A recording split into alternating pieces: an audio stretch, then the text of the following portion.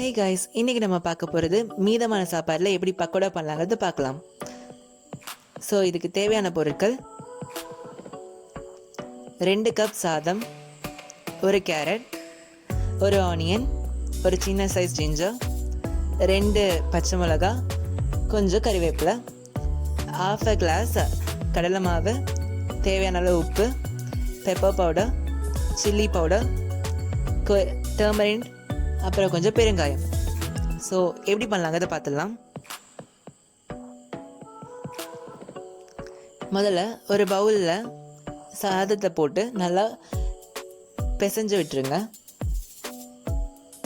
இதை நீங்கள் மிக்சியில் போட்டு பண்ணலாம், இல்லை கையாலவே பண்ணலாம். இது டோட்டலி உங்களோட ப்ரிஃபரன்ஸ் தான்.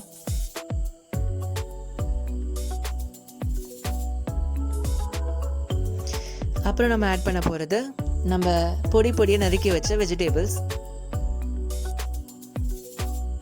முதல்ல ஆனியன், கேரட், கறிவேப்பிலை, பச்சை மிளகு அண்ட் ஜிஞ்சர், அப்புறம் நம்ம சேர்த்து வச்சிருக்க மசாலா,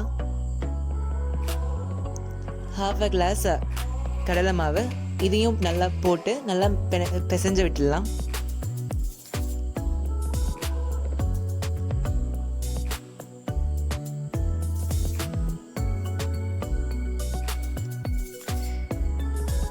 இது நம்ம பிசைகிற டைம்லேயே ஒரு பேனை ஹீட் பண்ணி அதில் நம்ம பொரிக்க போகிற எண்ணெயை ஊற்றி சூடு பண்ண விடுங்க. அதில் சூடான எண்ணெயை 2 டீஸ்பூன் இதில் ஊற்றுங்க. அப்படி ஊற்றுனீங்கன்னா இது பொரிக்கும் போது அவ்வளோவா எண்ணெய் குடிக்காது. அதனால தான் இதை ஊற்றுறோம்.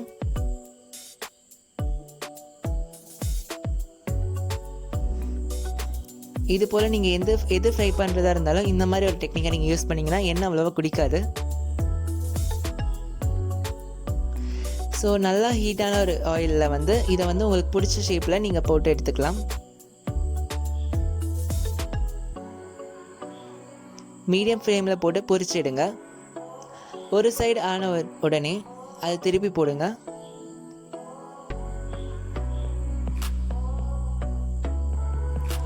நல்ல ஒரு கோல்டன் ஷேட் வந்த உடனே நீங்கள் இதை பொரிச்சு எடுத்துடலாம்.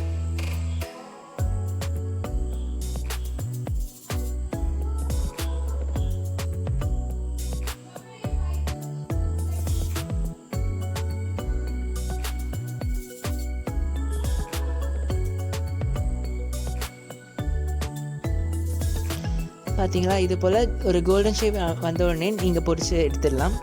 இது போல் மீதி இருக்க மாவில் நீங்கள் எல்லாத்தையும் பொரிச்சு எடுத்துருங்க.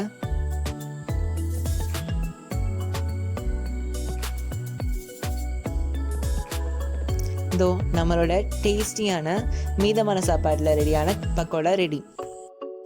இந்த வீடியோ உங்களுக்கு பிடிச்சிருந்துச்சுன்னா மறக்காமல் லைக் பண்ணுங்கள், ஷேர், கமெண்ட் அண்ட் சப்ஸ்கிரைப் பண்ணி மறக்காமல் பக்கத்தில் இருக்க பெல் ஐக்கானை ப்ரெஸ் பண்ணுங்கள்.